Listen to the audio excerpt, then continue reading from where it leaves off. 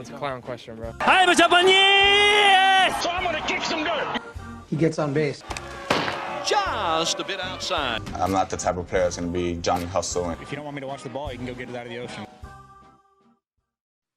And welcome to the show to be named later, where we're talking baseball kind of whenever.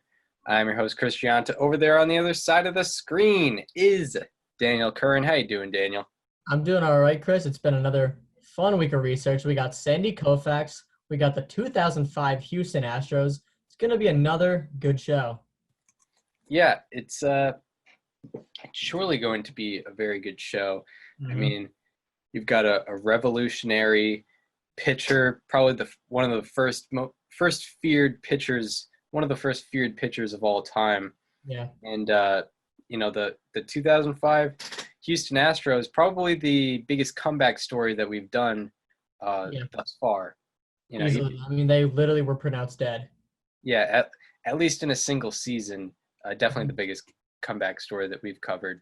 Yeah. So before that, we're going to get into some MLB news, mostly just stuff about, wondering about Summer camp.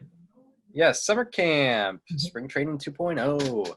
But yeah, just some stuff about thinking about the state of our season. And, more players are opting out. David Price was probably the headliner of the past week headliner overall to opt out of the season. And Fernandez did the same. Yeah, and there's more positive tests, which luckily these folks, most of these guys are not really at risk, but unfortunately, they have to stay under quarantine for 14 days, and maybe, if they were unaware, they could have spread it to someone who was actually at risk. Yeah. But what are we thinking about the state of the season now? There's been much more people testing positive than I thought there were going to be around the league. I mean, every couple of days, it's like, oh, this person, that person. Like at this point, if we tried, we could probably make a tested positive for COVID team that could compete for the playoffs. Oh yeah, for sure. Freddie Freeman at first base, DJ LeMahieu at second, Joey Gallo in left. Come on. Yeah, you got Erod in the staff. Coming off a year where he finished sixth in the Cy Young. Yeah, it would be an interesting team. And yeah, but there are so many guys going to this camp. There's probably around 2,000 players in these summer camps. Yeah. So I don't know. You think if the infection rate is maybe like 1%. That means about what, like 20 people? 200? Or no, yeah, 20 people. Yeah. 20 people. Yeah, even still, the amount of players that we've seen, every couple of days, it is slightly alarming to see. I know guys like Gallo, I saw a tweet the other day, when Gallo tested negative. So I was like, yep, two true outcomes, positive or negative. Yeah. It is, slightly alarming. But hey, it's the first time we've had to endure something like this. So yeah, that's right. We do need a slightly alarming drop to go along with our other drop that we have today. I had to bring that one back. Yeah, that's a good one. Just for the audience, outside of the 9 people who take that class, or 13 people that take that class, or whatever, we'll have to bring that into people's worlds. Yeah. So shout out to Australia, but yeah, that's a fun one. But yeah, that's pretty much anything more on the MLB news or anything. Not really. Any bad thoughts about maybe this season might not be played out fully? I mean, I think you can't feel 100% on it still. Oh yeah. We've seen more people test positive than most people would have imagined, and it's only been a week. Give it 2 weeks when symptoms are supposed to start showing. What do those numbers look like then, and how concerned are players and managers at that point? Because we still have 2.5 weeks to go until the season starts. Something like that. We got 16 or technically 15 days. Yeah. Good amount of over 2 weeks. Barry Bonds' birthday. Yeah. Good day. So yeah, that's MLB news. Right now we're probably thinking there's like a 90% chance that this season will get Yeah. played out fully. It's not like bad, but it's not what everyone's not perfect. Yeah, and it depends on stuff that's happening, in the real world and not just baseball. That's Exactly. what you have to worry about. So, maybe we'll hear more on that. But other than that, pretty dead time in baseball. That's what happens in spring training, whether it's spring training or training 2.0. Spring training 2.0. Summer camp. Summer camp 2020. Yeah. Wear a mask. Yes. All right. So now we're going to get into Sandy Koufax. What exactly was Sandy Koufax's upbringing before he reached stardom? So growing up, Sandy Koufax was not named Sandy Koufax. It was Sanford Koufax. That was his birth name. Little different, but it's Sandy Koufax basically. Yep. And he grew up mostly in the Bensonhurst section of Brooklyn, and he played stoop ball and stickball growing up. And at age 14, or around there, he started playing basketball, which of course we all know Sandy Koufax for baseball. What was he doing? What was he doing playing basketball? Interesting. But Milton Laurie, who is a delivery driver for the New York Journal-American, is believed to have been the person who discovered Koufax's ability in baseball. And Laurie was a sandlot coach who was actually once signed by the Boston Braves at one point. And he invited Koufax on his sandlot team after seeing him pitch in the Ice Cream League, which is a counterpart to the Babe Ruth League and Little League. I kind of wish I was around in the Ice Cream League days. That sounds awesome. Oh yeah. This invite was despite Koufax. This invite was despite Koufax walking 9 batters in 2 innings. Still saw some potential, even though he had like the worst walk rate of all time. But that's okay. So when he played for this team, he would go on to strike out 16 of 18 batters in a game. So despite this incredible baseball ability on display here, Koufax actually earned a basketball scholarship from the University of Cincinnati. And Koufax was also teammates with current Mets owner Fred Wilpon on his high school baseball team. Yeah, interesting little note. Kind of led him to having a decent relationship with the Mets. Also, partially because of his New York roots. But going to college at University of Cincinnati, Sandy Koufax was the 3rd leading scorer in his freshman year with the Cincinnati Bearcats, and was known as quoted as saying from his peers, a savage rebounder. And the basketball coach was also the baseball coach for the Cincinnati Bearcats. And when the team needed pitching, Koufax actually volunteered to help, remembering his days in that Sandlot League, striking out 16 to 18 batters a game. And he struggled at first. In baseball at Cincinnati, but then he went on to strike out 18 batters against Louisville, which is a Cincinnati record. Wow. And he ended up going 3-1 with 51 strikeouts and 30 walks and 31 innings. So very high strikeout rate, very high walk rate, but ultimately he won 75% of his decisions. And he caught the eye of the 3 New York teams, the Yankees, the New York Giants, and the Brooklyn Dodgers.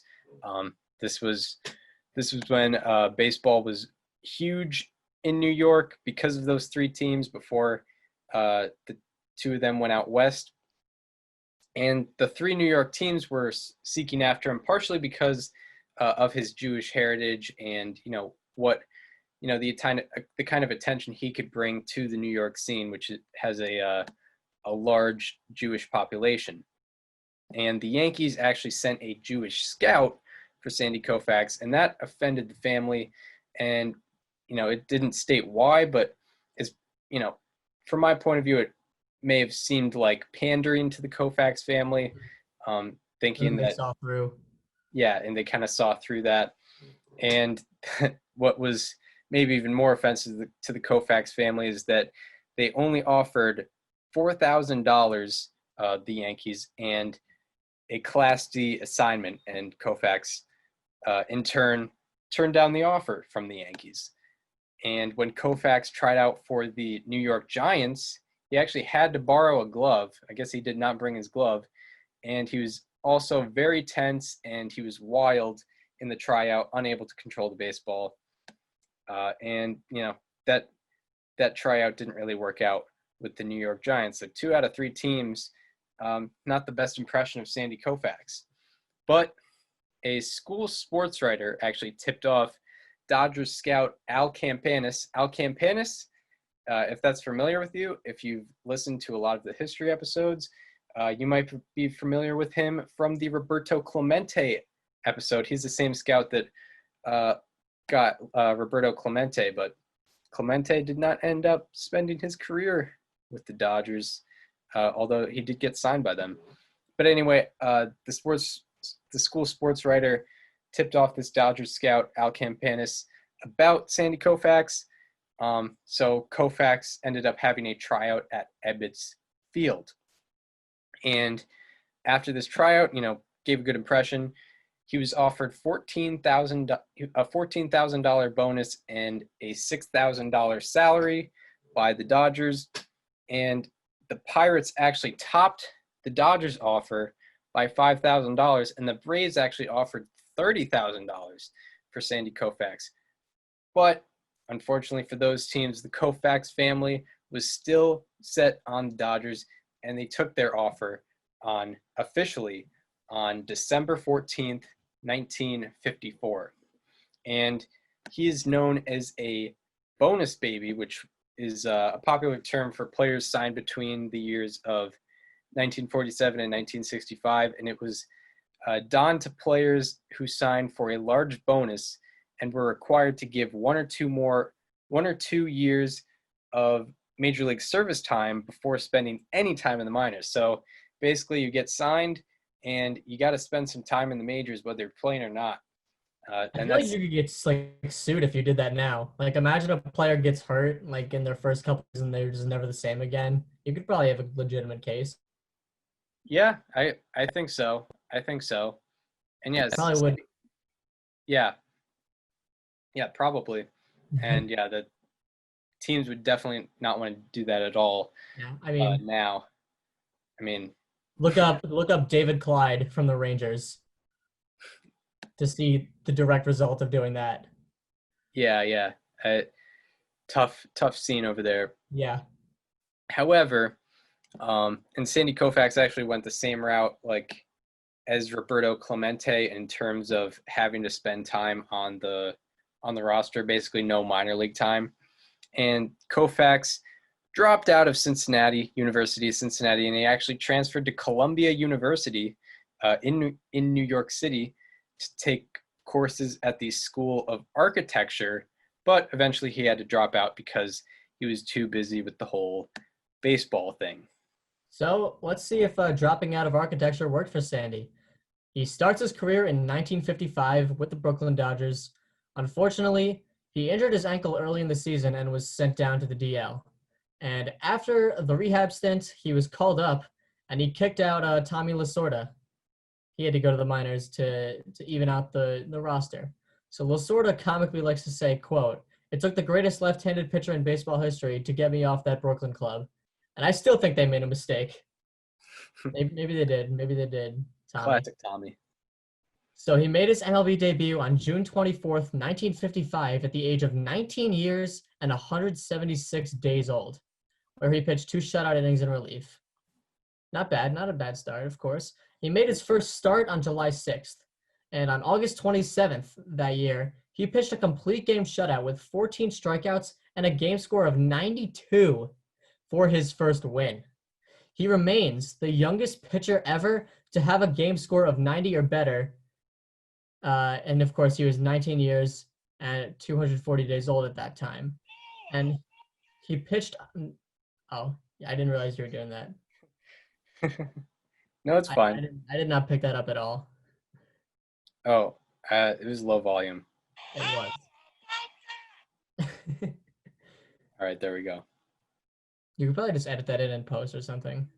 I'll see if it works here, because I mean that would be a pain because we've probably got like 20 of these. So I was not ready for that.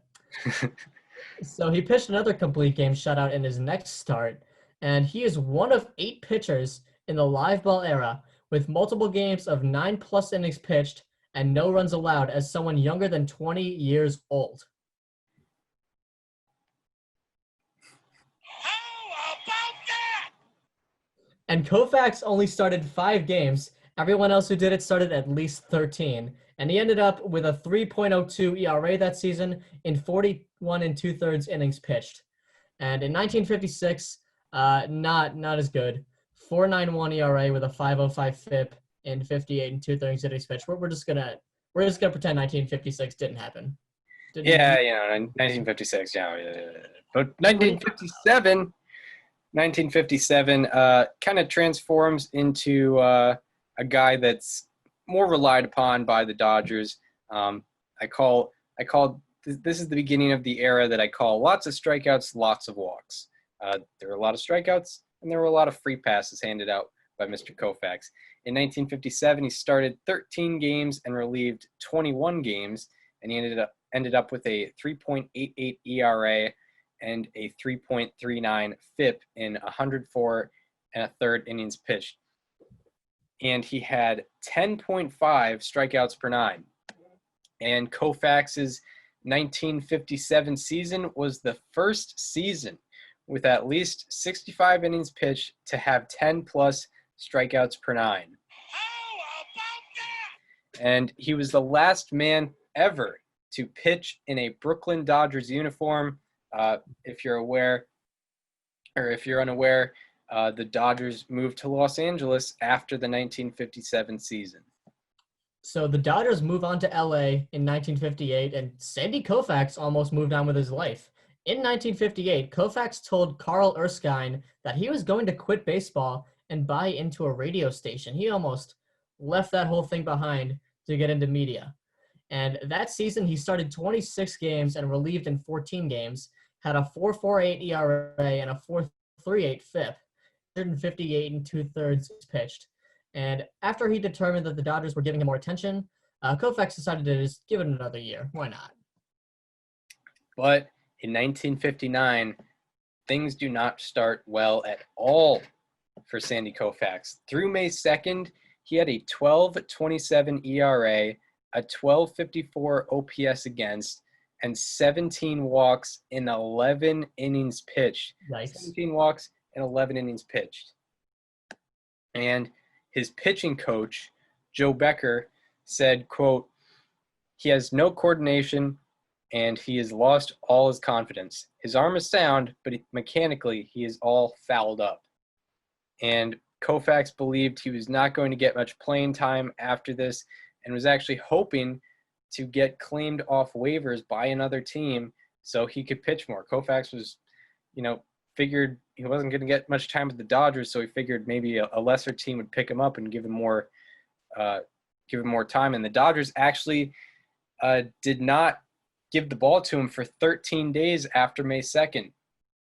But Koufax proved to them that he was legit and that he was there to stay in Los Angeles.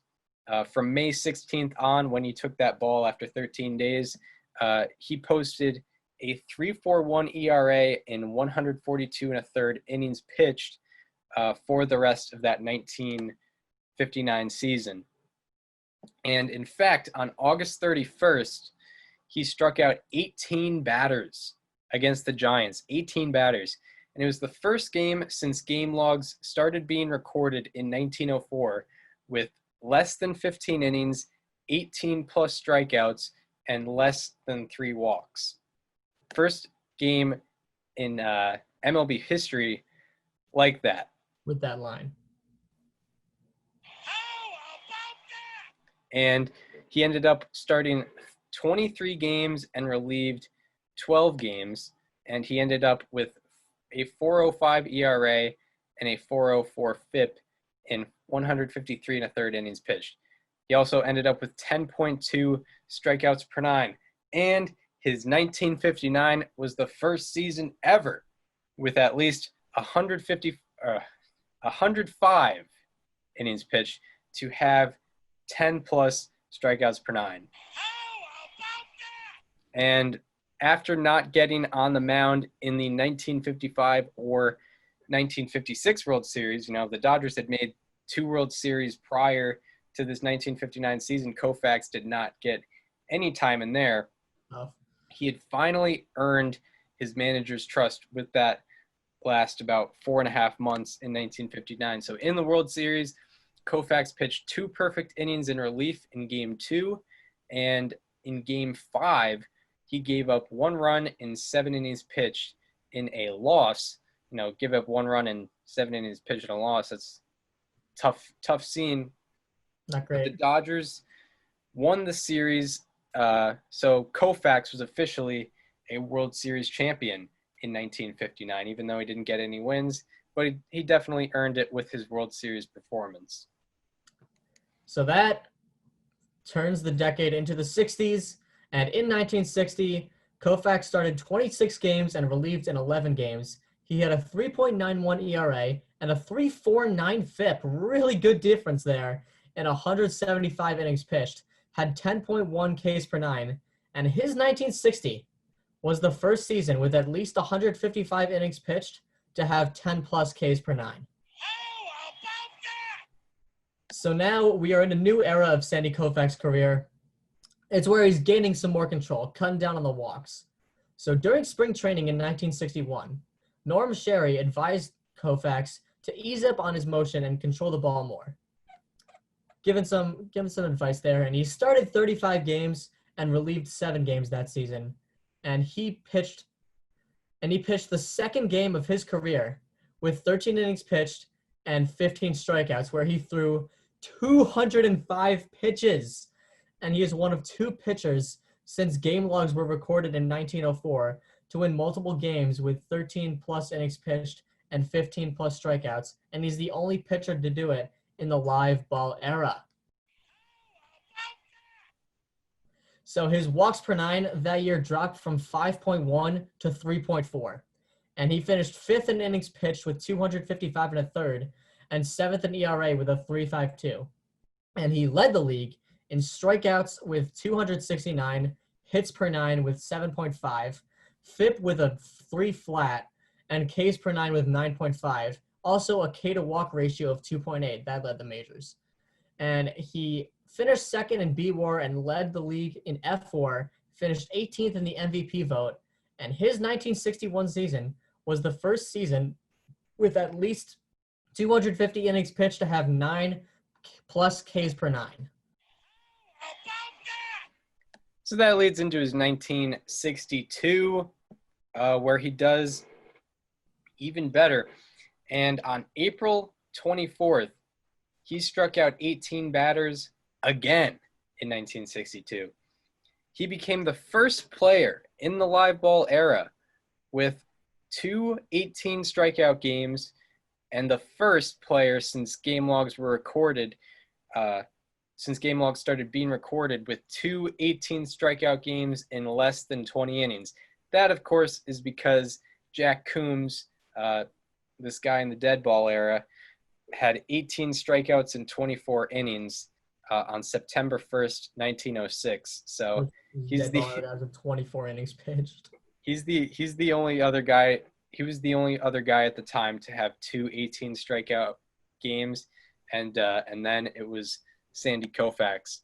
And on April 28th, however, Koufax jammed his index finger badly on his pitching hand while batting, and the trauma led to a circulatory condition called Raynaud's phenomenon. And at one point, if he pressed his finger, it would stay white for hours. So I cannot imagine the pain on that. I'm colorblind, so I may not be able to see that from a good perspective. Doesn't sound good. Yeah, not great. All right. Not great. And Then on June 30th of 1962, with 2 outs in the top of the 9th, Sandy Koufax has yet to allow. Don't say it. Don't say it, Chris. I'm sorry. Oh, I think I ruined it. I think I ruined Look. Sandy Koufax's 1962 World Series. This is audio only, so we're just gonna view this. Oh. In the 7th, Roseboro. Whatever Mantilla said, Johnny just shakes his head, now puts on his mask. They're all well aware of what's at stake at the moment. 2-1 to Mantilla. Koufax set. And the pitch. Fastball, a big bouncer down to Wills. He has it, goes to far right, no-hitter.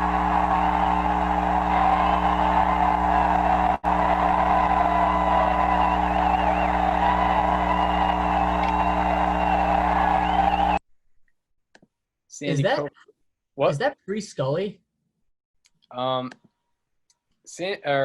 Vince Scully. I think it was Vince Scully. I think he was the Dodgers radio guy at the time. Hold on. Well, let me look up when he started. Well, because he was part of the World Series broadcast during Sandy Koufax's stuff as well. But yeah, he was the Dodgers radio announcer, I'm pretty sure. Because right. Wow. Yeah, that's a young Vince Scully. What a guy.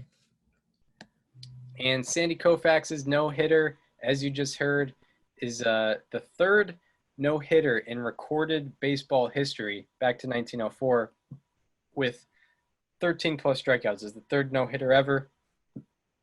Or it was the third no-hitter at the time with 13-plus strikeouts. I believe more have done it since.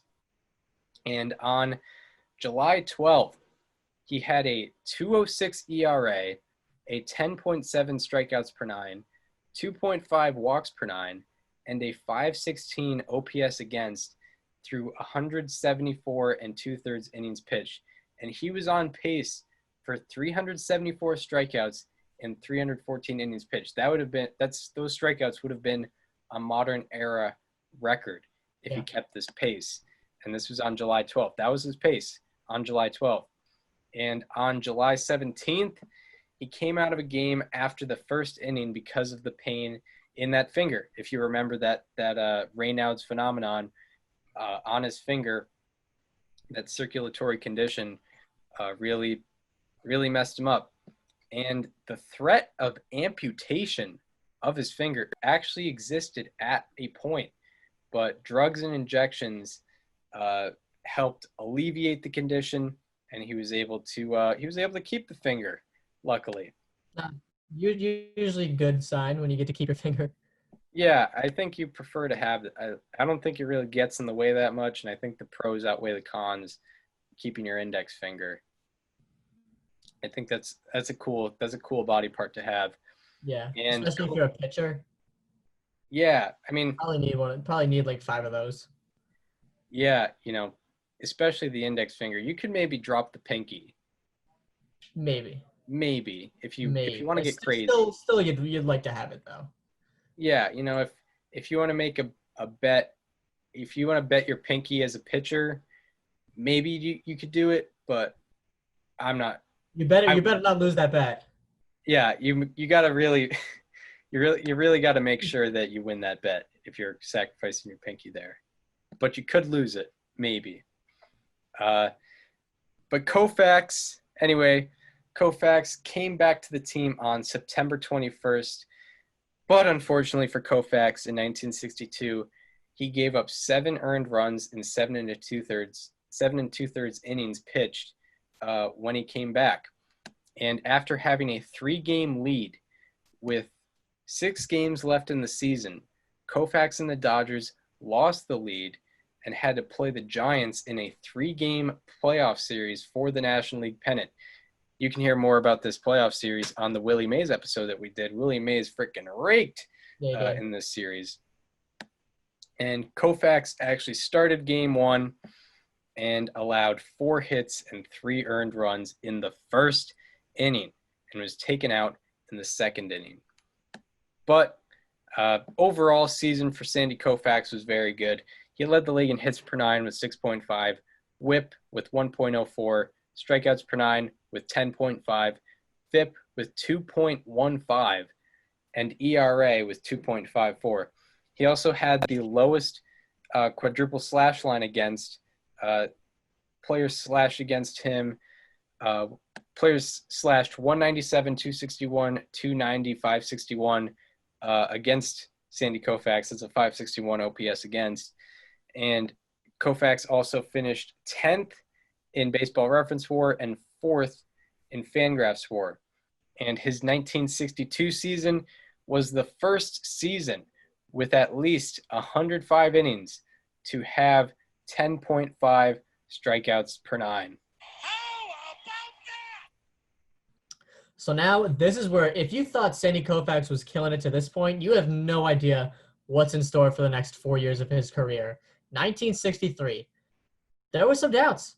Heading into the 1963 season, there were some lingering doubts about if he could stay healthy or not, and he missed a few starts in April and May due to a sore shoulder.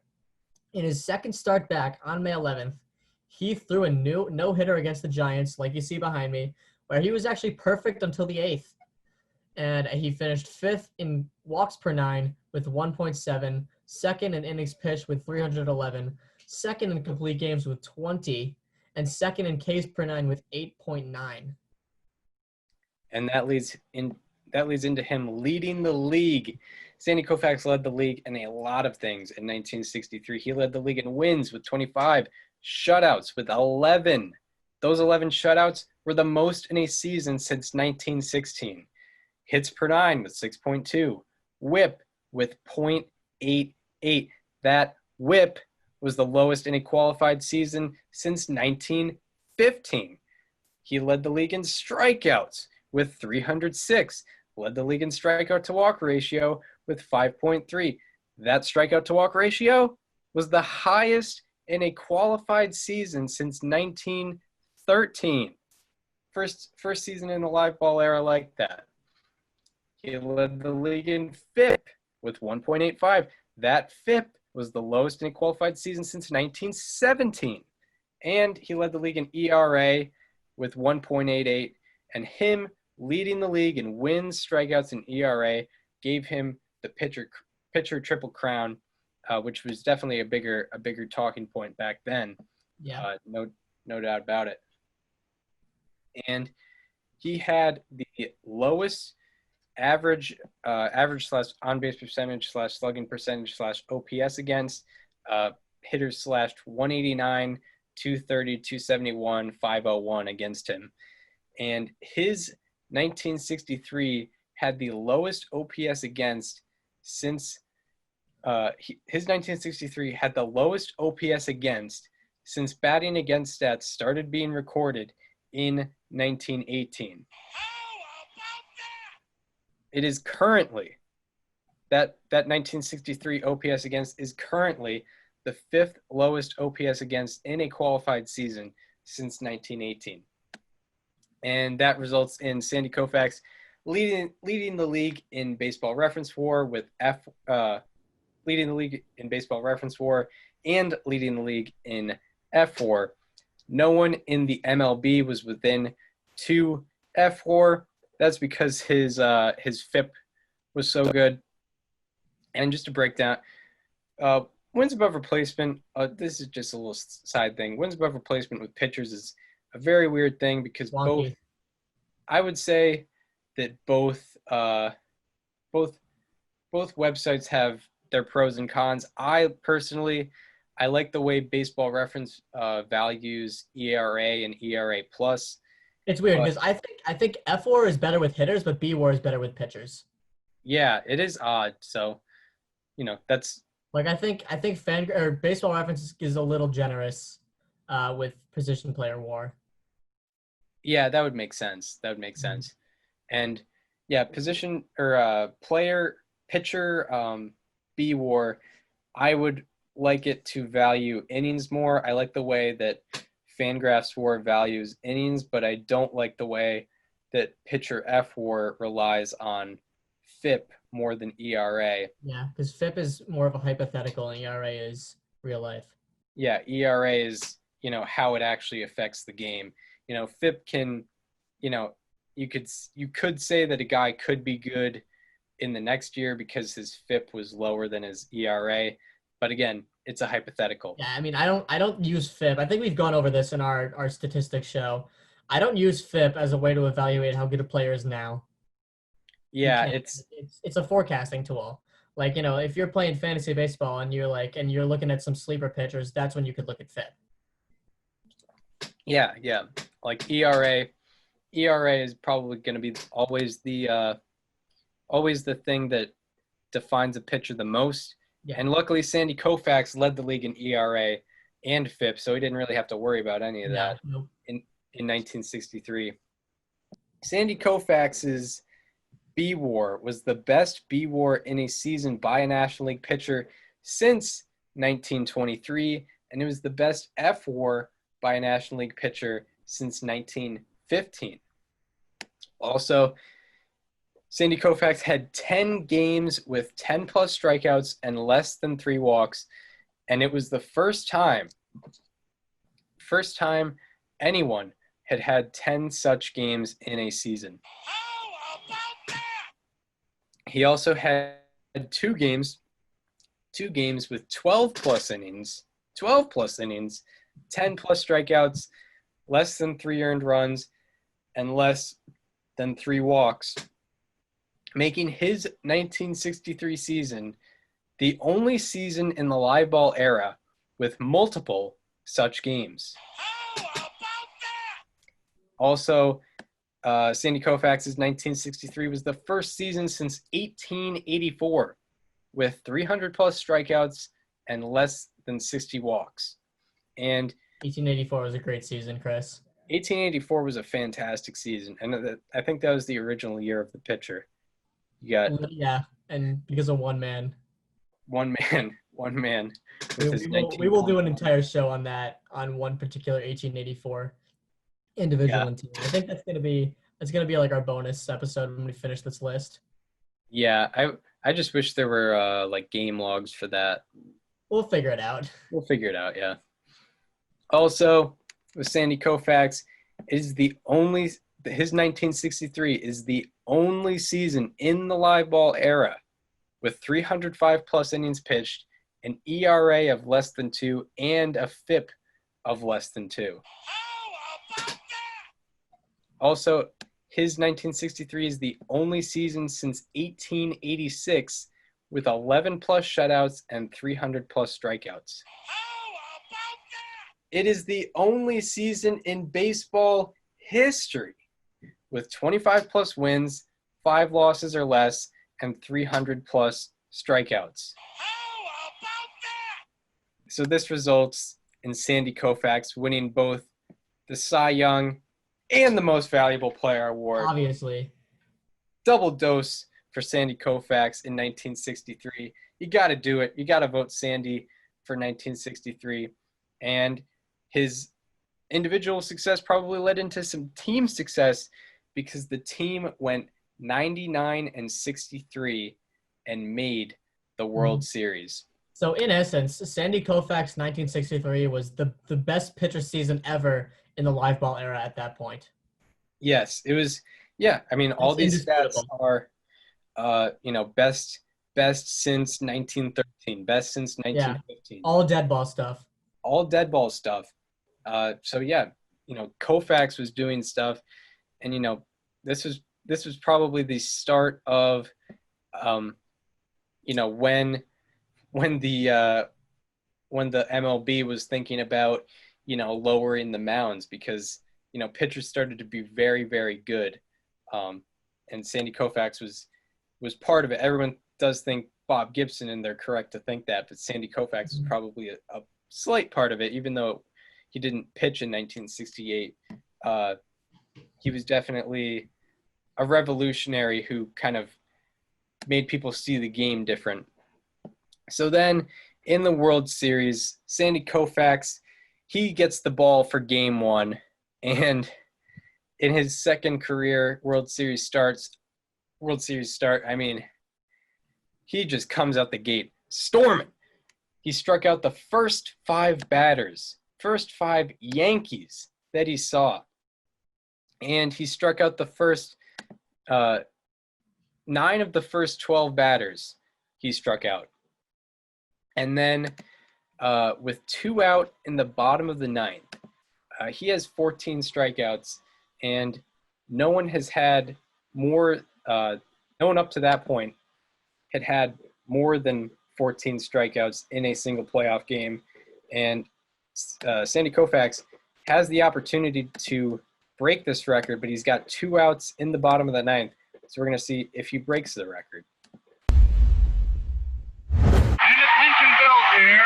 2 balls, 2 strikes, 2 outs. Sandy Koufax, who has tied Carl Erskine's record with 14 strikeouts. Checks the base runner Pepitone at the belt. Here's the 2-2 pitch to right. Is swung on and missed. And look at those Dodgers come running out. Roseboro congratulates Koufax as the Dodgers have just beat the Yankees in the first game of the 1963 World Series by the score of 5-2, with Koufax setting a new strikeout record. So Sandy Koufax sets the single game World Series record for strikeouts. Unbelievable. And he ended up with 9 innings pitched, complete game, 2 runs, 2 earned runs allowed, 6 hits allowed, 3 walks allowed, and 15 strikeouts in a 5-2 victory. So then, the Dodgers were up 3-0, and I think people were, I'm just gonna let Vin Scully set the situation up. I think that's fine. Yeah, for the game 4 of the World Series. I don't think I can do this.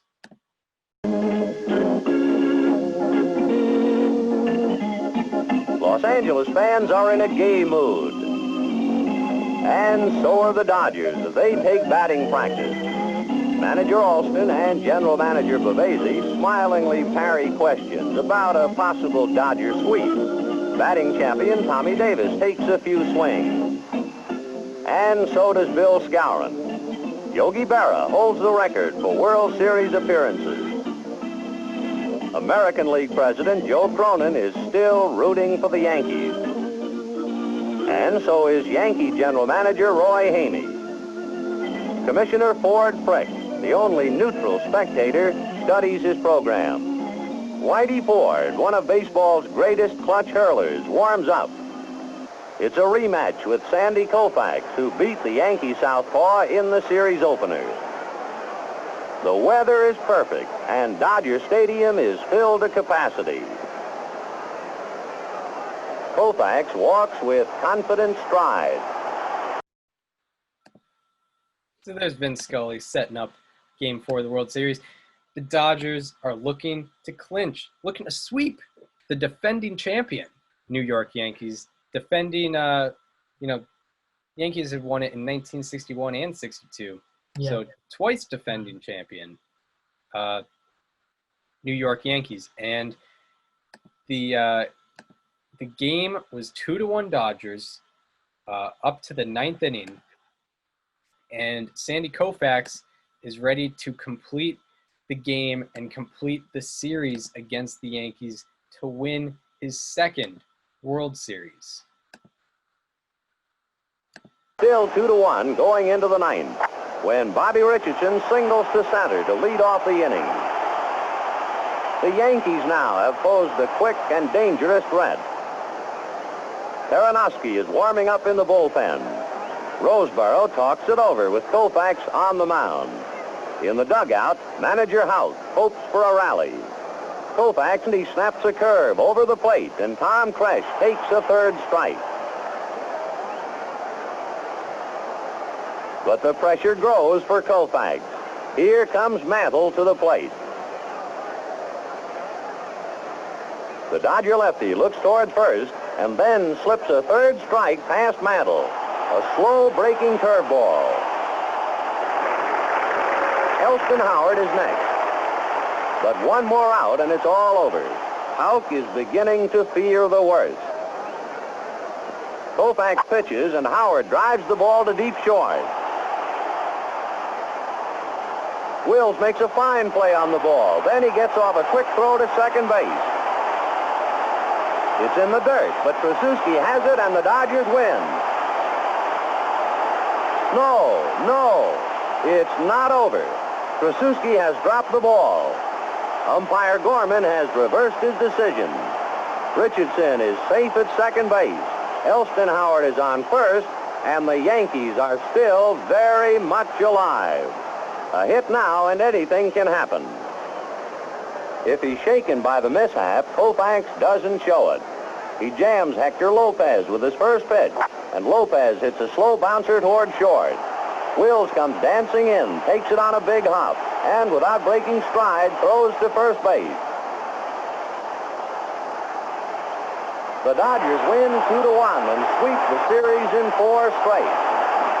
All bedlam breaks loose on the field as the jubilant Dodgers try to reach Koufax, who started the sweep in the opener and then also was there to finish it. Ford hurled a brilliant 2-hitter in the finale, but There it is. That second baseman was almost public enemy number 1 in LA. Yeah, it's probably a forgotten play. It's like remember that blown call in Game 6 of the 20. The Trey Turner game, or the Trey Turner call. Yeah, that would have been a huge talking point if the Nationals if had not. Anthony Rendon didn't homer right after that. Yeah, that was Game 6, right? Or am I thinking? I remember it exactly. I was in the Massasoit common room for that one. Yeah, because I was wondering if it was 6 or 7, but that was 6. Yeah. That had to be 6. Yep. But yeah, there it is. The Dodgers are World Series champions again for the second time in Sandy Koufax's career. Koufax ended up with 9 innings pitched, obviously, 1 run allowed, 1 earned run allowed, 6 hits allowed, no walks, and 8 strikeouts. His 23 total strikeouts were the most in a World Series since 1903. And that resulted in Sandy Koufax winning World Series MVP. He deserved it. Little did he know he would be Cy Young MVP and World Series MVP. I mean, who can claim that trifecta? I'm not sure anyone's ever done that. Nope. But unfortunately for Sandy Koufax, by the end of the season, he had developed traumatic arthritis in his left elbow. And some experts believed that it was when he threw sidearm for some pitches early in his career, and Koufax believed it developed over the span of 10 to 12 years after he fell on the basketball court in high school. And a quote from Society of American Baseball Research says, quote, "The general public had been unaware of the heat treatments that followed. Koufax went to the trainer about an hour before his starts to have capsulin, basically a chili pepper salve, rubbed on his arm. Capsulin irritates the skin to increase circulation. It burns until the arm goes numb. Excessive application would cause the skin to start peeling.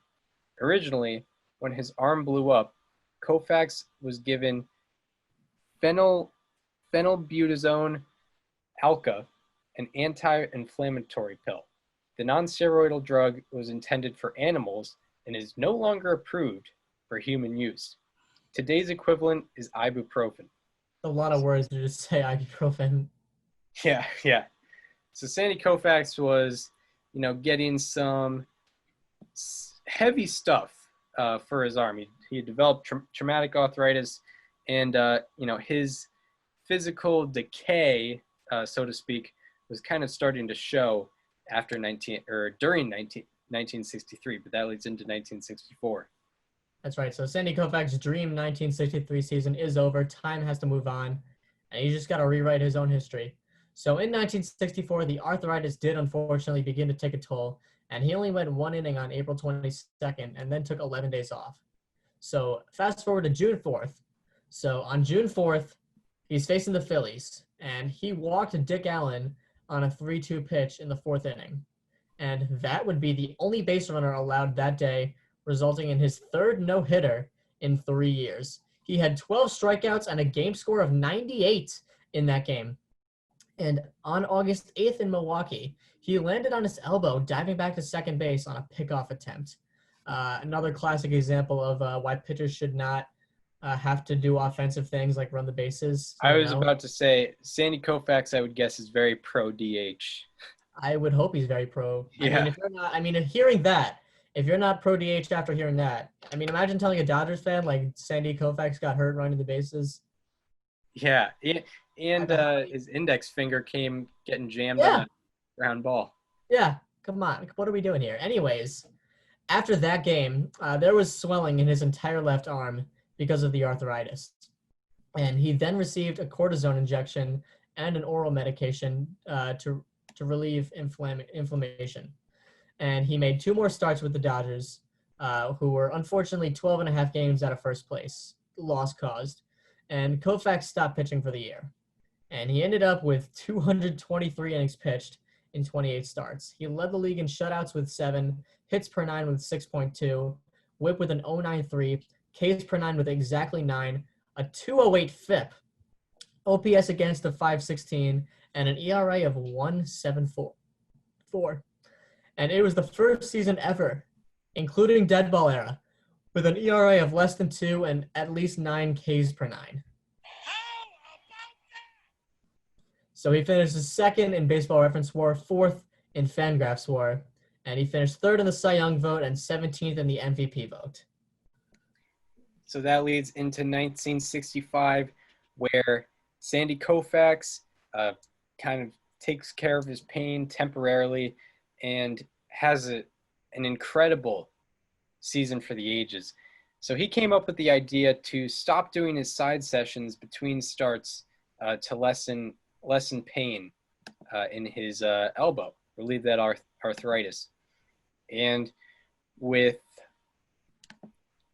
so that leads into September 9th, where with 2 outs in the top of the 9th, Sandy Koufax, I mean, I don't want to spoil anything. He's doing pretty well. He's doing pretty well with 2 outs in the top of the 9th. I'm going to let Mr. Vin Scully take care of this one. Again, this is just audio, so you don't really have to watch the video. But here we are. 2-2 to Harvey Keene. 1 strike away. Sandy into his windup. Here's the pitch. Swung on and missed. A perfect game.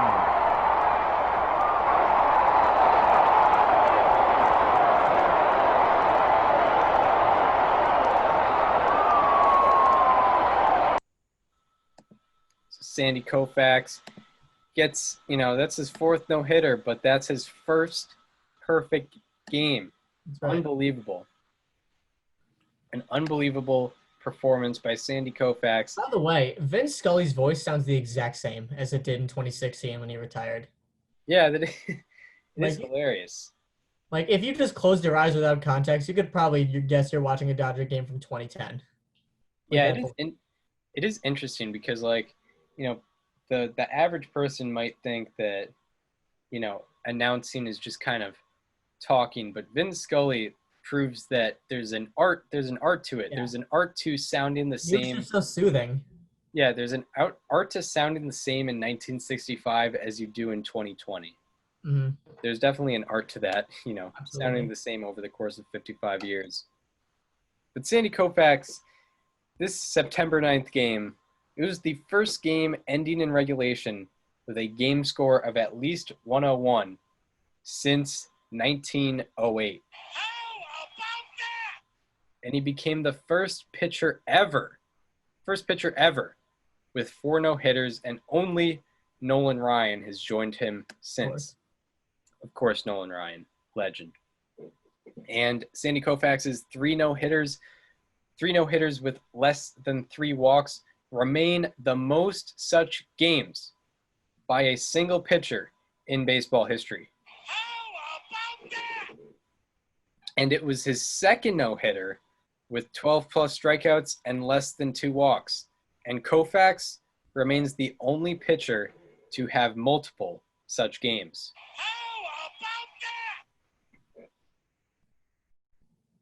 So, On September 15th, with just 16 games left in this 1965 season, the Dodgers were down 4 games in the division. So September 16th, Koufax earns a save. September 18th, Koufax threw a complete game in a 1-0 game against the Cardinals. That's a shutout. On September 22nd, just 4 days later, Koufax gives up 5 earned runs in 2 innings against the Braves. Not great, but the Dodgers win 7-6. On September 25th, 3 days later, in the 3rd inning, he struck out Nelson Briles for his 350th strikeout of the season, which sets a modern-era single-season strikeout record. Oh, wait. Do not have to do it. We'll just cut that.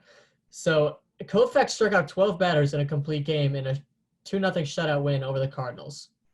And on September 29th, Koufax struck out 13 batters in a 2-hit complete game shutout in a 5-0 win over the Reds. And on October 2nd, with an opportunity to clinch the pennant, Koufax allowed 1 run and struck out 13 in a complete game in a 3-1 victory over the Braves. And Sandy Koufax pretty much carried the Dodgers to a comeback pennant-winning September. From September 16th on, Koufax had 6 appearances, 5 starts, 4 complete games, 3 shutouts, a 4-0 record, and a save. And from September 16th on, the Dodgers went 15-1 to win the pennant. Koufax led the league that season in innings pitched, 335 2/3, wins with 26, complete games with 27, hits per 9 with 5.8, whip with an 0.86. That whip, by the way, the lowest in a qualified season since 1915. 10.2 Ks per 9, a K to walk ratio of 5.4. And by the way, that K to walk ratio, the highest in a qualified single season since 1913. A FIP of 193 and an ERA of 2.04. His OBP against, which is 227, was the lowest in a qualified season since batting against stats started being recorded in 1918. And it is currently the 4th lowest OBP against in a qualified season all time. His OPS against, which was 5.07, led the league. His 382 strikeouts led the league and are currently the 2nd most in a modern era single season. Him leading in wins, ERA, and strikeouts led him to his 2nd pitcher triple crown. He finished 3rd in Baseball Reference WAR and led the league in F4. He also had the best F4 in the National League in any single season since 1908. And that leads into more how about that's, as we call it. We used to call it the fun stats, but now we call them how about that's now. And we're going to get into that in the 1965 World Series. But first, got to have some fun stats from the 1965 season of Sandy Koufax. Koufax had 14 games with 12-plus strikeouts. No one else up to this 1965 season had more than 7 such games. Koufax had 16 games with 9-plus innings pitched, 10-plus strikeouts, and less than 3 walks. No one else in the history of game logs has had more than 9 such games. Also, Sandy Koufax's 1965 is the only season in the live ball era, remains the only season in the live ball era, with 325-plus innings pitched and a FIP of less than 2. Sandy Koufax's 1965 season is the only season in baseball history with 330-plus innings pitched and 10-plus strikeouts per 9. And Koufax's season, 1965 season, is also the only season in baseball history with 300-plus innings pitched, 10-plus strikeouts per 9, and less than 2 walks per 9. And that leads him into winning his 2nd Cy Young, and he also finished 2nd in the MVP vote behind Willie Mays, who finally got an MVP. Fair enough. We'll let it slide. Thank God Willie Mays got that 1965 MVP. Actually, he was waiting for one. Yeah. Shout out to Maury Wells, Koufax's teammate. But that's not even the end of 1965 for Sandy Koufax. Sandy Koufax has a spectacular World Series, but it started out a little interesting. Koufax did not pitch Game 1 because it fell on Yom Kippur. The man was a man of his religion, and very big holiday, Yom Kippur. Mm-hmm. Didn't want to pitch on that holiday. Respect to sticking by his guns there. And in Game 2, Koufax went 6 innings and allowed 1 earned run while striking out 9. But that resulted in him getting the loss in that bad, not enough run support from the Dodgers in Game 2. But in Game 5, he turns it around, or the team actually turns it around. He keeps doing Sandy. With the series tied and going back to Minnesota after the game, this is a big, these are very big games when, the series is tied and the series is going to go back to the opposing team's home stadium. That's a big start. We've talked about, the 2014 Giants and Madison Bumgarner's performance. Madison Bumgarner was a guy in Game 5 that the series was tied and it was going to head back to Kansas City afterwards. That was a huge start from Bumgarner. Koufax was doing the exact same thing in the 1965 World Series. It was a huge start, and Koufax had a complete game shutout with 4 hits, 1 walk, and 10 strikeouts. It was the first postseason game pitched since 1906 with 9+ innings pitched, no runs allowed, 10+ strikeouts, and less than 6 base runners. And that leads into, the 4 hits that he allowed. I'm just gonna show on the screen. I'm gonna commentate over it a little bit, but he legit could have had a no-hitter if he had some better luck. There was just, we learned about the phrase Texas Leaguer, this past fall. And shout out to Marty Dobrow. From Mr. Marty Dobrow. And the Twins were hitting a lot of Texas Leaguers in Game 5 of the 1965 World Series. It was something interesting. So here we go. We got it's the 5th inning. This is the first hit of the game that the Twins are getting. It's the 5th inning. So I think we got Harmon Killebrew up. As you can see, you can watch on YouTube. And it's a pop-up, and Bermuda Triangle, no one can get to it. So there's hit number 1 from Harmon Killebrew. If you want to watch the videos with us and you're listening on just Apple Podcasts and Spotify, be sure to check out the YouTube channel. It's called STBNL with Christianta and Daniel Curran. Mm-hmm. And here comes, we got hit number 2 allowed by Mr. Sandy Koufax in this Game 5. And a little bleeder to Maury Wills, and he's safe. Got in the hole, but not a lot of solid contact there on that one. And then hit number 3, we're going to get into. It's another, the definition of a bleeder or a Texas Leaguer. This one is almost egregious. It's just the fact that no one was there. And here's hit number 3. Koufax on the mound.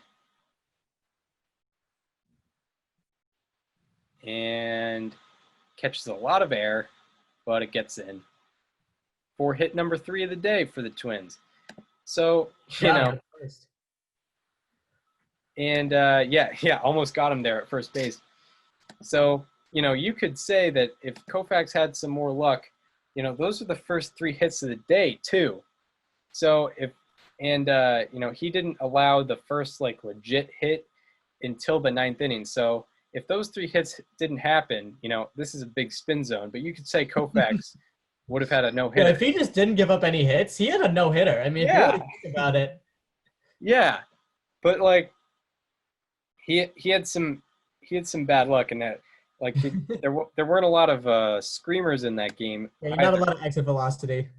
Yeah, I'd love to get I didn't check Baseball Savant for the 1965 World Series, but I imagine it wasn't great. And Also, this game was where we originated this new drop that we've. I think we need to continue it beyond this part of the episode. Oh yeah, we will, because unless people start listening and find it annoying, but Tom Hamilton, come on, guys. it's Tom Hamilton, yeah. But here it is. This was in Game 5 of the World Series. For the listeners, it says, and this is the scoreboard at the Chavez Ravine. It says, quote, on the scoreboard, that's the 22nd time this season Sandy has fanned 10 or more batters this season. How about that? Exclamation point. So I found that funny, and I figured, we should just call a fun stat a how about that. So how about that? How about that? How about that? And so the Dodgers had the lead in this 1965 World Series. They were up 3-2 on the Twins, and they lost Game 6. And the manager had the option of going with Don Drysdale, on 3 days rest, or Sandy Koufax on 2 days rest for Game 7. And ultimately, the manager went with Sandy Koufax. And, the manager, it appears so that he made the right decision. Sandy Koufax is about to show you exactly why this manager made the correct decision. You have Don Drysdale, 2 Hall of Famers to choose from. He picked the right Hall of Famer, that's for sure. And here we are. We're going to show you exactly how this decision was proven correct. 1-1 in World Series play for 1965, Sandy Koufax. Strikeout.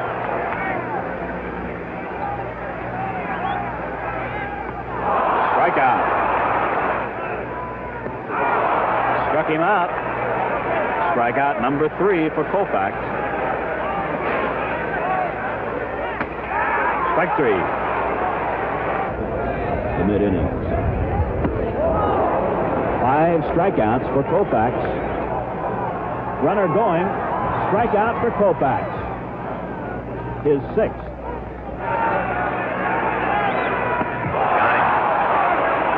Steady diet of fastballs, and Koufax records his 7th strikeout. Fastball got him.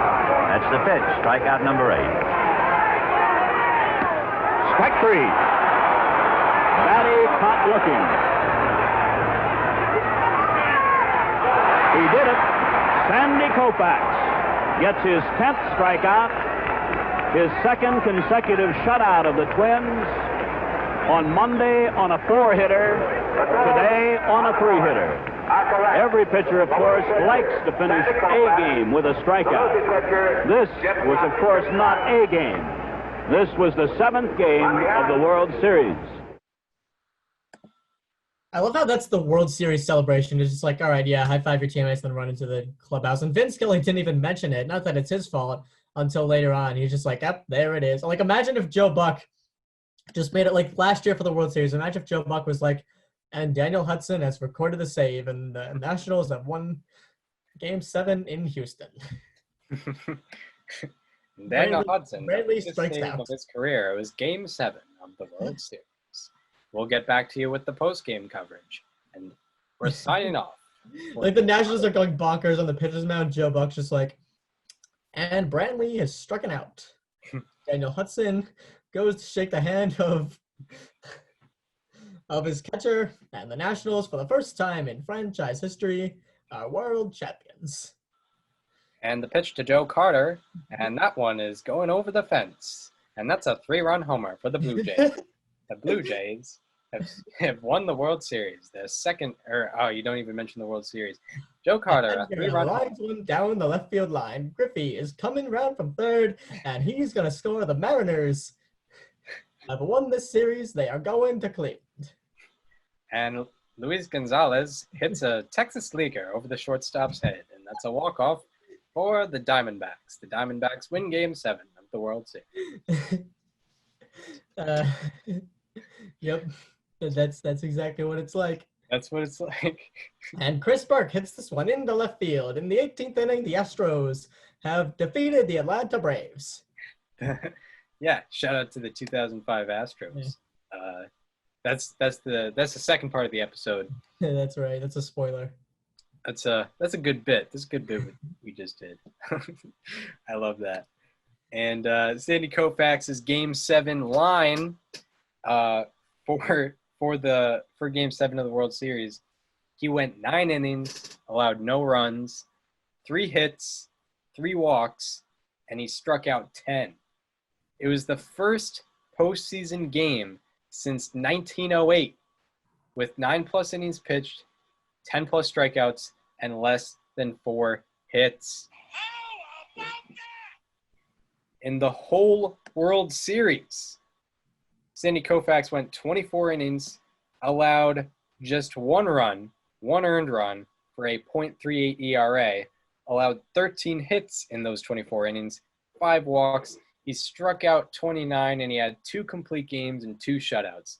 His 29 strikeouts are the 3rd most in a single World Series, and his 1965 World Series remains the only World Series since 1905 with 2 game scores of 85 or better by a single pitcher. His 1965 World Series also remains the only World Series ever with 2 games with 9+ innings pitched, 10+ strikeouts, and less than 7 base runners by a single pitcher. Sandy Koufax did it twice. No one else did it ever. Or no. Other players did it ever. No one else had done it multiple times. But you get the At that point. He won the World Series MVP in 1965. Of course, you're gonna get that with performances like that, and that leads into his 1966 season, where Sandy Koufax and Don Drysdale, the other Hall of Fame pitchers of the Dodgers, decided to negotiate their contracts for the 1966 season together. And as part of a holdout, they each signed on, not for baseball, but for a movie instead of reporting for spring training. I love that Sandy Koufax is trying to get his personality out there. Like, he's trying to be in radio, he's trying to do a movie. Like, he's trying to be more than just a pitcher. Yeah, Especially because players did not have personality back then. Like, you're just a pitcher. You're just a guy who goes for entertainment. As you can tell by that World Series celebration. Yeah. Players did not have a lot of personality back then. The kids were not allowed to be. Yeah, no, let the kids play was not a thing. Yeah.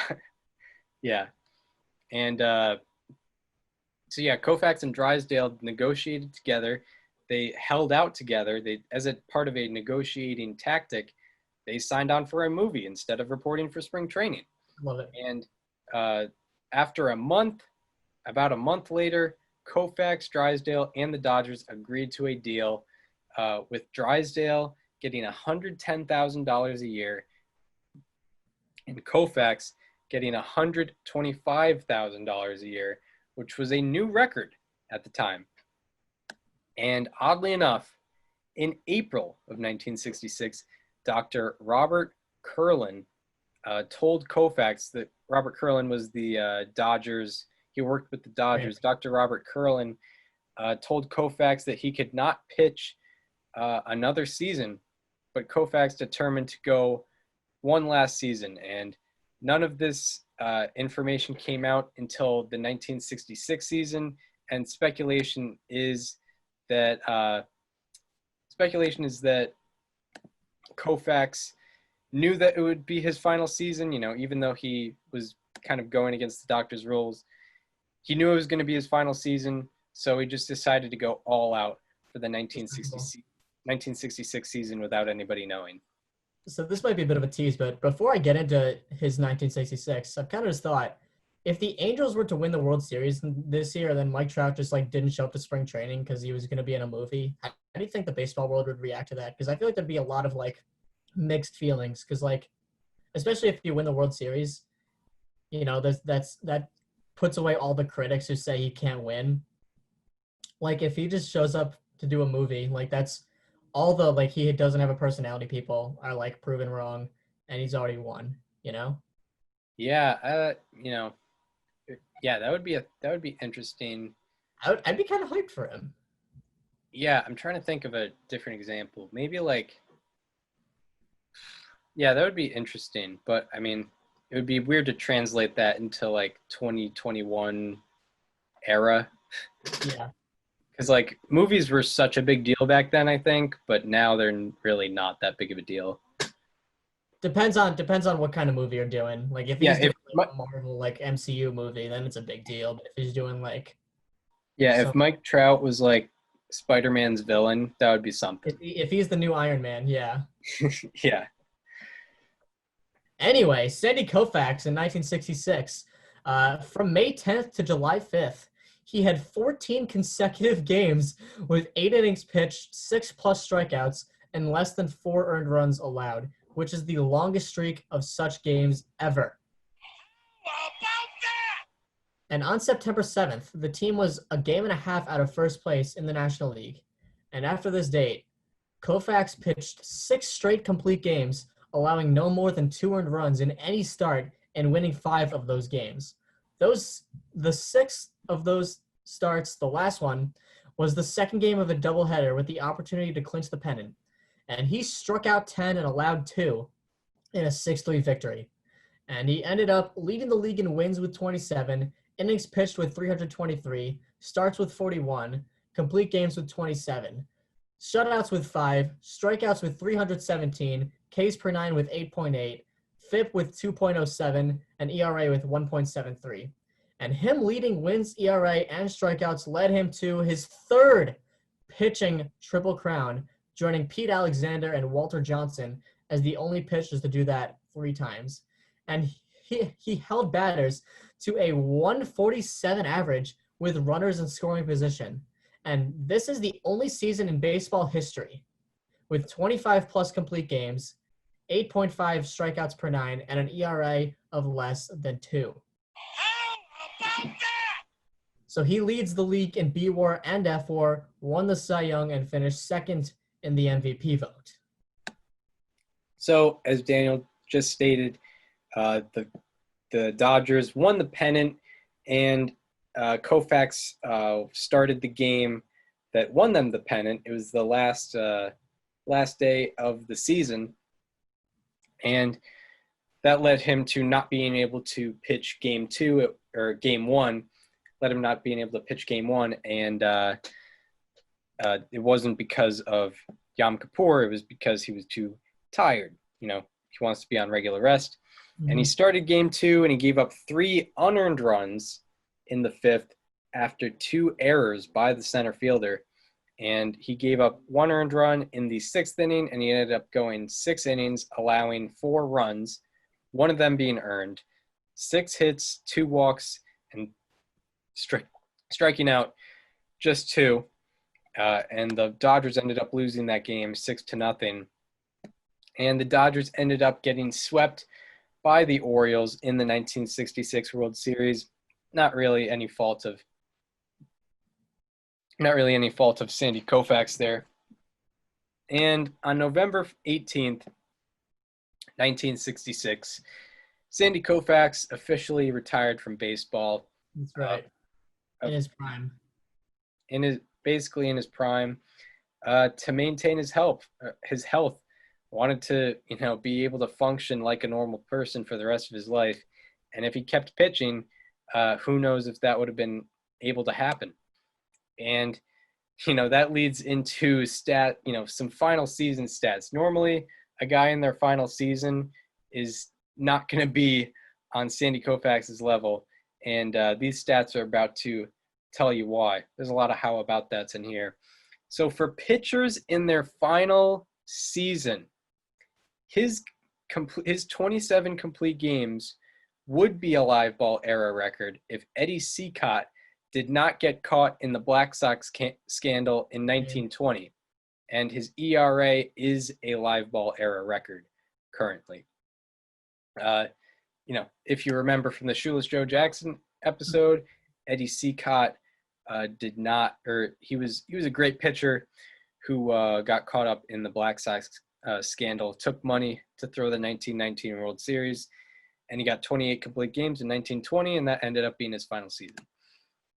And also for pitchers in their final season, Sandy Koufax's amount of starts, innings pitched, wins, strikeouts, and Baseball Reference WAR are modern era records.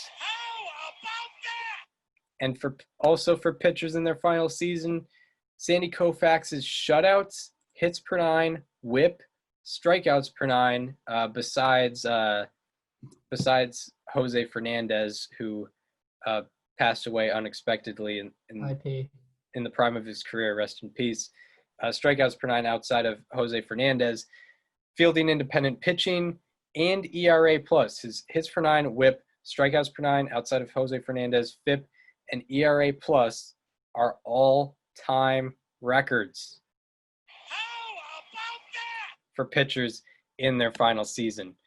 And that closed the book, ultimately closed the book on his career, but also closed the book on an unbelievable 4-year run by Sandy Koufax. People talk about his 61 to 66 stretch, but if you break it down to just 4 seasons, it makes it even more incredible because it was just unbelievable what he was doing. So his average season from 63 to 66 consisted of a 24-7 record, 298 innings pitched, 22 complete games, 8 shutouts, a 1.86 ERA, a 1.97 FIP, 9.3 strikeouts per nine, 2 walks per nine, a 4.7 strikeout to walk ratio, a 191, 237, 281, 518 slash line against, a 9.1 B WAR, and an 8.6 F WAR. Also from 1963 to 1966, he led the MLB in wins, all of Major League Baseball, led that in wins, ERA, complete games. He was tied for first with Juan Marichal for complete games, shutouts, ERA, FIP, and minimum 400 innings pitched. He led the league in strikeout to walk ratio, OPS against, and he also, from 1963 to 1966, led all pitchers in both B WAR and F WAR. The funny thing about that is he used 400 innings pitched as your filter. That's like a season and a half for him. Not even. Yeah, it would be. And it's not even half the timeline that we're going with here. Like a season and a quarter. Yeah, it's like 7 months of a season. Yeah. So now Sandy Koufax is in his post-career stage, and he signs a 10-year deal with NBC Sports worth an estimated $1 million, which, you know what? Good for him. He wanted to get his personality out there. He wanted to be in radio. He wanted to make a movie. This is perfect for him, and I'm glad he was able to do it because it seems like it made him happy. And in 1972, he was voted into the Baseball Hall of Fame when his first ballot with 86.9% of the vote. I just want to know, 13% of people? I mean, come on. I get that he only pitched 12 seasons, but what are we doing here? Sandy Koufax. Anyway, in 1979, he was hired by the Dodgers as a special pitching coach where he worked with pitchers in spring training and in AA and AAA and in the regular season. And he did that for 11 seasons. And he would also visit Mets camp to catch up with his high school friend Fred Wilpon and give advice to Mets pitchers. And in 2002, the New York Post, which of course was owned by the same company that owned the Dodgers, wrote an article insinuating Koufax was gay, despite Koufax having 3 different marriages with women in his life. Interesting little rumor there. And this caused him to cut ties with the Dodgers until different ownership took over in 2004. And in 2007, he was selected in the Israel Baseball League's only draft as a tribute to the esteem with which he is held by everyone associated with this league. And he is currently a special advisor to the Dodgers chairman. Yep, and that leads into, we used to call it the fun stats, but now we call it. So, and, usually we also have all-time ranks, but when you're talking about a guy who pitched only 12 seasons, he's not really up there. He didn't reach 3,000 strikeouts. We're looking at rate stats and not count stats. Yeah, we're looking at rate stats, not count stats. He didn't reach 3,000 strikeouts. He didn't reach 200 wins, never mind 300 wins. But what he did do is he had a .95 ERA in the World Series. Unbelievable. And I wish, there's not a lot of stat head stuff you can do with postseason stuff. Yeah. Unless it's like game finder stuff. So wish I could talk more about the playoffs there and where he compares in history, but there's not much out there. But yeah, he had a .95 ERA in the World Series. And Koufax was the first pitcher to retire with 1,000 plus innings pitched and over a strikeout per inning. How about that? Sandy Koufax's 5 ERA titles are tied for a National League record. How about that? Sandy Koufax also had 5 qualified seasons with a FIP of less than 2.2, and no one else in the live ball era has more than 2 of such seasons. Koufax had 5. How about that? Then doubled everyone else. Yeah, more than doubled. Speaking of doubling, he had 4 qualified seasons with an ERA and FIP of less than 2.2, which are the most such seasons in the live ball era. And only one other pitcher, Pedro Martinez, has multiple of such seasons. How about that? Also, Sandy Koufax had 4 qualified seasons with an OPS against of less than 550, which are the most since batting against stats were recorded in 1918. How about that? Also, Sandy Koufax had 3 seasons with 300 plus innings pitched and 300 plus strikeouts, which are the most such seasons in the modern era. How about that? Modern era goes back to 1900, of course. Also, with Sandy Koufax, he had 3 seasons. Another thing with 3 seasons, had 3 seasons with 300 plus innings pitched and 8.5 plus strikeouts per 9, which are the most such seasons all time. How about that? And the last one that I have for the audience here, the last of, we could have several more, but Yeah. these are the ones we've selected. Sandy Koufax had the only 3 seasons ever belong to Sandy Koufax with this stat. He had the only 3 seasons since 1884 with 300 plus innings pitched, 8.5 plus strikeouts per 9, and less than 2.5 walks per 9. How about that? That's Sandy Koufax. He was a revolutionary. There's no doubt about that. And that leads into his legacy. What I'll say is he was one of the first pitchers that was, really feared by hitters. Strikeouts weren't really as big of a thing until Sandy Koufax towed that rubber. We mentioned he revolutionized pitchers as a whole. Yeah, if you're wondering why I included all those stats where he was the first guy to do this, he was the first guy to do that, As many Ks per 9. Even the seasons that he's not known for, like 1957, 1959, 1960, first season was 65 innings and 10 plus strikeouts per 9. Yeah. It's just letting everybody know he was the first of his kind. He was the first guy to really, he's the first guy that you can probably compare to today's pitchers. The earliest guy. Yeah, definitely, probably the first guy you can compare to that because, he was the, first guy to retire with 1,000 plus innings pitched and more than a strikeout per inning. And there's probably going to be a lot of those guys retiring, coming up and, especially in the next 20 years, there's probably going to be a lot of those guys. And people forget he almost retired in 1958. And yeah, don't forget he almost retired in 1958. Yeah, don't forget the career path of Sandy Koufax. It's a weird one.